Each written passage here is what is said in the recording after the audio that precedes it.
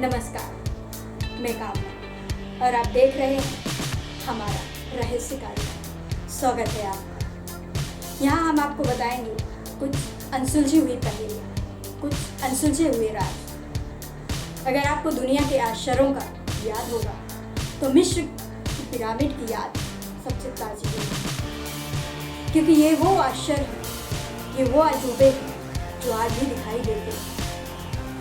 तो आखिर इनको बनाया क्यों, इनको बनाया कैसे गया? चलिए जानते हैं इस कार्यक्रम में इन्हीं सवालों के बारे में।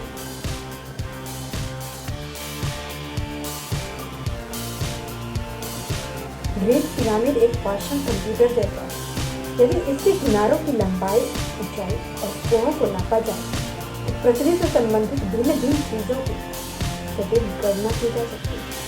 ग्रेट पिरामिड के पत्थरों का प्रयोग इस प्रकार किया गया कि इसके भीतर का तापमान हमेशा स्थिर और पृथ्वी के औसत तापमान 20 डिग्री सेल्सियस के बराबर रहता है। आज से 60,000 साल पहले जब इंसान के पास हथियार के नाम पर केवल छेनी और पत्थर के हथौड़े ही मौजूद, तब इस विशालकाय पिरामिड को बनाया कैसे गया हो? आखिर 2560 BC में जब इंसानी सभ्यता इतनी एडवांस नहीं हुई थी, तब मशीनों का इस्तेमाल नहीं होता था, तब 480 फीट ऊंची गीज़ा की पिरामिड का निर्माण कैसे हुआ? आखिर मिस्र के फरमाओं के शासनकाल में 25 लाख टुकड़ों को तराशा किसने किया? कम से कम 250 टन के टुकड़ों को 480 फीट की ऊंचाई पर चढ़ाया किसने हुआ? बिना सीमेंट और गारे के इस स्ट्रक्चर को बनाया किसने हुआ? इस संरचना के रिकॉर्ड को 2800 साल तक कोई भी संरचना तोड़ नहीं सकी। इजिप्ट के राजाओं ने इसे बनवाया क्यों होगा? आखिर उन राजाओं ने इस पिरामिड के अंदर रखा क्या होगा? आखिर उन पिरामिडों की पहेली अब तक सुलझी क्यों नहीं? इतने सारे सवाल उठते हैं।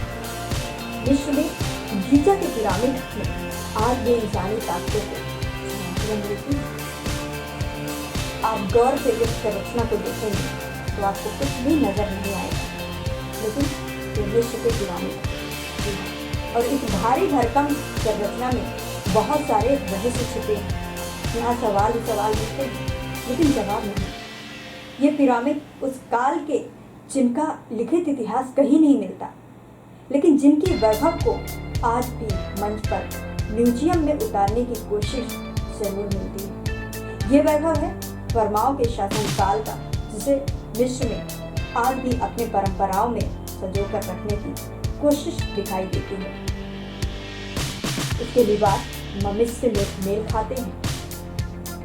ताजा शोध कहते हैं कि ये वो गुण है जिसकी सभ्यता सबसे पुरानी सभ्यताओं में से एक रही होगी, अलग रही होगी, जिस सभ्यता की हकीकत अब दर परत खुलने लगी है। गीज़ा के पिरामिड में सबसे बड़ा पिरामिड पृथ्वी का बनवाया हुआ पिरामिड। इसका टाइम होना भी अपने आप में दुनिया के 7 आश्चर्यों में एक हो जाता है। तो चलिए जानते हैं मिस्र के दूसरे फरमाओ यानी खुफू राजा और उनकी पिरामिडों के बारे में। राजा चियोपस के पिरामिड के निर्माण में 23 लाख पत्थर के टुकड़ों का इस्तेमाल किया गया था। इसे बनाने में 1 लाख मजदूरों ने लगातार काम किया था। इसे पूरे होने में करीब 30 वर्ष का समय लगा। इसके आधार पर किनारे 226 मीटर हैं तथा इसका क्षेत्रफल 13 वर्ग का है। मिस्र के पिरामिडों का रहस्य जानने के लिए नवीनतम टेक्नोलॉजी का उपयोग किया जा रहा है।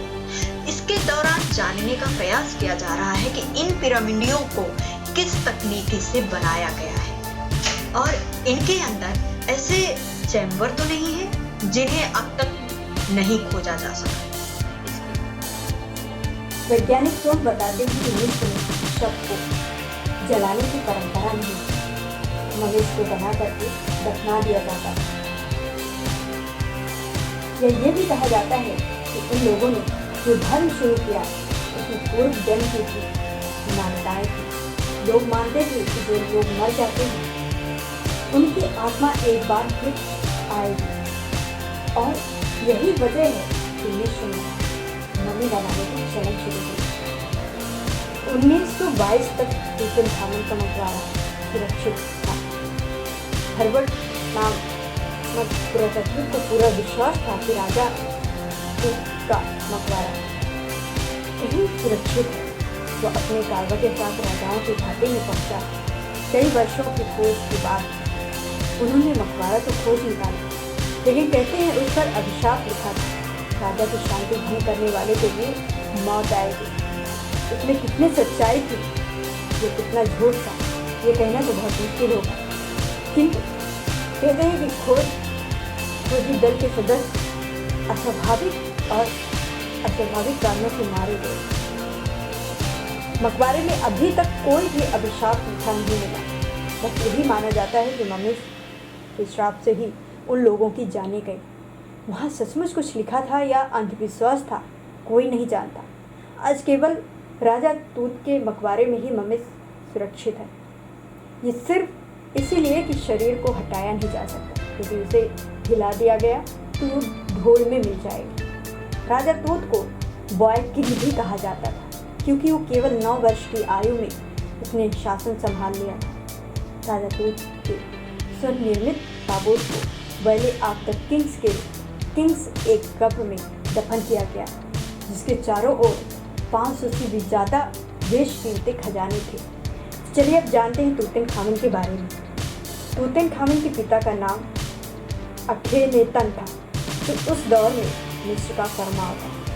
केवल 9 वर्ष की आयु में 1325 ईस्वी पूर्व में तूतनखामन को मिस्र का राजा बना दिया गया। उस दौर में मिस्र के राजाओं को फरमाव कहा जाता था। आई और अनुभवी राजा होने के किसी सलाहकार चाचा कमांडर आईडी ने संभाला। जब तूतनखामन राजा बना तो उसने अपनी सौतेली बहन अक्सुनामन से विवाह कर लिया। उनकी 2 जन्मी बच्चियां, जिनमें से एक गर्भ में 5 महीने में ही मर गई और दूसरी 9 महीने में मर गई। ये सारी जानकारियां उनकी मम्मी से खोज के दौरान पता चली। तूतनखामन ने अपने पिता के विरुद्ध जाकर अपने पिता के कई नियमों में बदलाव किए थे। उनमें से सबसे पहले उसने सूर्यदेव की पूजा खत्म कर चंद्रमा की पूजा को महत्व देने का जोर दिया। उसने उसके राजा की राजधानी को वापस थेबस में बसाया और अखेतन के शहर को उजाड़ दिया।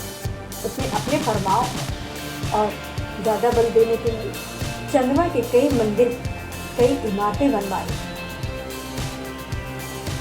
जो पिरामिड में देखने को मिलती है।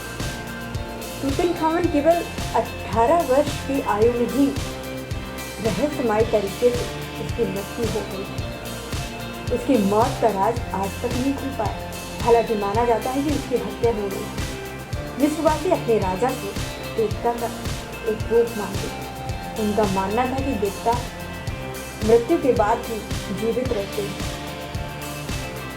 उसके शव को औषधियों से लगा करके ममिस बना करके ताबूत में रखा गया। उसके शव को छोटे बड़े आकार के 3 ताबूतों में रखा गया। सबसे छोटे सोने से बने ताबूत में शव रखा गया। उसमें सोने का सिंहासन, रथ, तलवार आदि वस्तुएं रखी गई।